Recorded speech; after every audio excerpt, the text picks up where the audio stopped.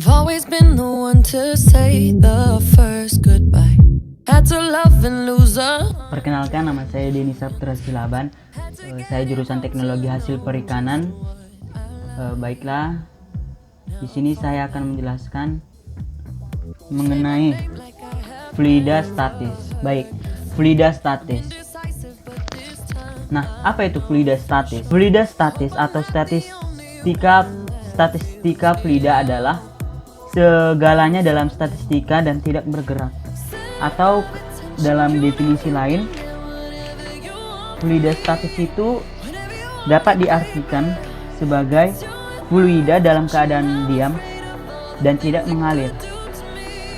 Tekanan, pressure, tekanan dapat kita definisikan bahwasanya adalah gaya normal yang diberikan atau satuan luas yang dilambangkan dengan P, atau dapat teman-teman lihat di situ P sama dengan F per A, force per area. Nah, teman-teman, di sini ada contoh soal di mana seekor ikan berada pada kedalaman 15 meter di bawah permukaan air. Jika massa jenis 1000 kg per meter pangkat 3 atau meter kubik, percepatan gravitasi bumi 10 meter per sekon kuadrat, dan tekanan udara luar 10 pangkat 5 Newton per meter. Nah, tentukan NA tekanan hidrostatis yang dialami ikan, B tekanan total yang dialami ikan. Nah, untuk yang A, tekanan hidrostatis yang dialami ikan, berarti perlu kita ketahui bahwasanya tekanan hidrostatik, besarnya tekanan hidrostatik itu rumusnya P sama dengan Rho dikali G dikali H, di mana P adalah tekanan hidrostatik dengan satuan Newton per meter kuadrat atau PA. Sedangkan Rho itu dapat disebut dengan massa jenis zat cair dengan satuan kilogram per meter kubik. Dan untuk G itu sama dengan percepatan gravitasi dengan satuan meter per sekon kuadrat. Dan H adalah kedalaman zat cair dengan satuan meter.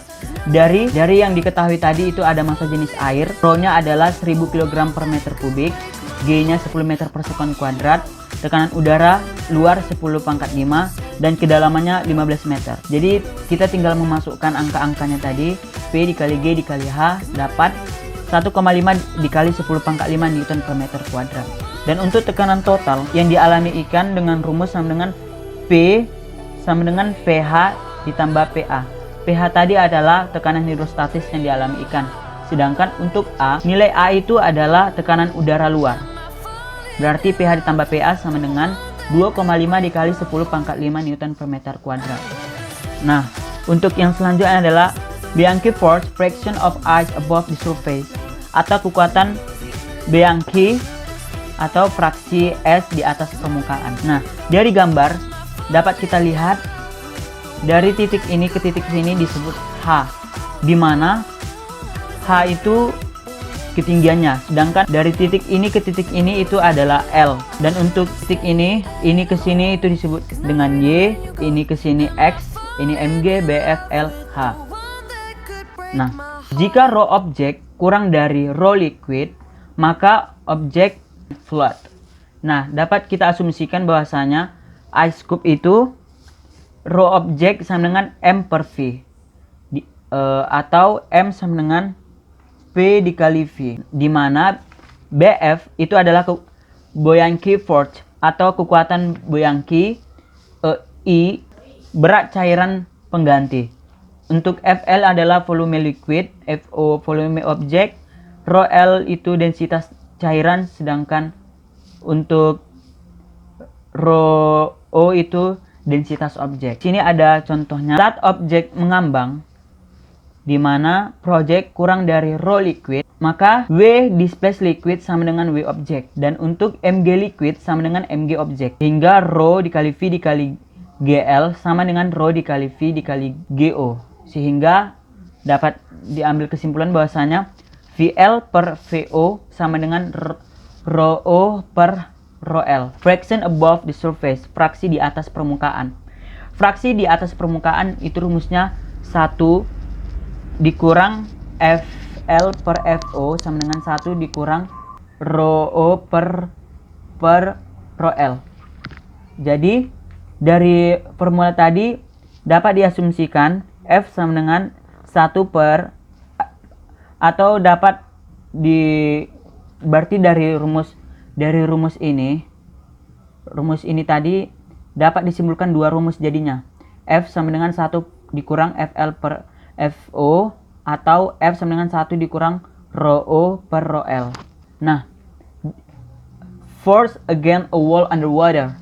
Nah, di sini yang di bawah air dapat kita dapatkan rumusnya dF sama dengan PdA, di mana F sama dengan integral P dikali dA, dan F dapat diturunkan menjadi integral dikali P dikali GY dikali L dikali DY. Nah, jika kita mengambil di mana P average sama dengan rho dikali G dikali H dikali setengah, maka F sama dengan P average dikali A, dan F dapat diturunkan menjadi rho dikali G dikali H dikali setengah dikali LH. Jadi berdasarkan contoh ada di buku, G itu 1000 kg meter pangkat 3 dikali LY nya sama dengan 4,8 meter per sekon kuadrat dikali 10 dikali 2,8 pangkat 2 dikali 0,5. 0,5 itu 1/2. Jadi F nya adalah 384,160 Newton. Dan untuk gauge pressure, pengukuran tekanan dan total tekanan itu dapat kita formulakan bahwasanya P tekanan sama dengan P total ditambah P ATM. Dan untuk P total sama dengan P tekanan ditambah P ATM. Dan di sini teman-teman bisa melihat contoh soalnya. Dan untuk gauge tekanan dan untuk pengukuran tekanan versus total tekanan itu dalam lingkaran seperti ini, itu rumusnya adalah P total sama dengan P di dalam lingkaran tersebut sama dengan P ATM, di mana sama dengan 40 lb per in kuadrat. Ini berdasarkan contoh dapatlah 54,7 lb per in kuadrat. Baik, dan untuk selanjutnya itu ada fluidostatis, forum Boyancki fluidostatis. Bobot yang jelas dari benda yang terendah, apparent weight of a submerged object. Perlu diingat bahwasanya volume objek sama dengan volume cairan ketika subjek terendam. Nah, jika rho objek lebih besar dari rho liquid, maka rho objek sama dengan titik-titik. Nah, jadi BF itu sama dengan W di space liquid, di mana ketegangan saat benda tersuspensi dalam cairan, di mana T sama dengan MD dikurang BF. BF itu sama dengan rho liquid dikali volume liquid dikali G. Lalu dapat kita turunkan BF sama dengan W dikurang WAP sama dengan rho liquid dikali V liquid dikali G, di mana volume liquid sama dengan W dikurang WAP dibagi rho liquid dikali V liquid dikali G. Nah, karena perlu teman-teman ingat bahwasanya volume objek sama dengan volume liquid ketika subjek tenggelam, di mana V liquid sama dengan BF dibagi rho liquid dikali G sama dengan volume objek. Jadi volume liquid sama dengan volume liquid sama dengan volume objek. Nah, di sini dari gambar ini di permukaan atas ini itu adalah T, di samping ini itu BF, di sini M, ini Mg. Nah, layer top has density so R kurang dari P2, di mana layer atas memiliki kepadatan R kurang dari P2. Dengan konsep BF itu sama dengan W di space liquid sama dengan M dikali G liquid sama dengan rho 2 dikali V2 dikali G, sehingga dapat kita simpulkan setelah diturunkan itu MU G itu sama dengan rho 1 dikali V1 dikali G ditambah rho 2 kali F2 kali G. Ketika rho objek sama dengan M objek per F objek, sehingga M objek sama dengan rho objek dikali L dikuadratkan dikali Y, sehingga dapat kita simpulkan rho objek sama dengan rho 1 X ditambah rho 1Y per H, di mana rho rho 0 sama dengan densitas objek, rho 1 sama dengan densitas fluida 1, rho 2 sama dengan densitas fluida 2, dan untuk H adalah H itu tinggi objek, X itu tinggi fluida 1, dan Y itu tinggi fluida 2. Nah, what will make it sink? Assume the first feature is a condition when the object without any additional weight. The second feature is a condition with additional weight in the top. Diasumsikan apabila figur objek pertama adalah ketika ialah kondisi saat objek tanpa tambahan angka. Dan yang kedua, objeknya itu adalah kondisi dengan bobot tambahan di atas. Jadi, we can say, dapat kita katakan W objek sama dengan Mg sama dengan BeF2 sama dengan W additional displaced liquid. Sehingga Mg objek sama dengan, setelah kita turunkan, Mg additional liquid sama dengan Mg objek sama dengan rho dikali V dikali G additional liquid. Jadi, setelah kita turunkan, dapatlah hasilnya itu adalah M sama dengan rho liquid dikali alp segitiga ini emergent. Prinsip Pascal. Nah, teman-teman mungkin sudah tidak asing dengan prinsip Pascal ya. Prinsip Pascal ini berkaitan seperti gambar yang teman-teman lihat.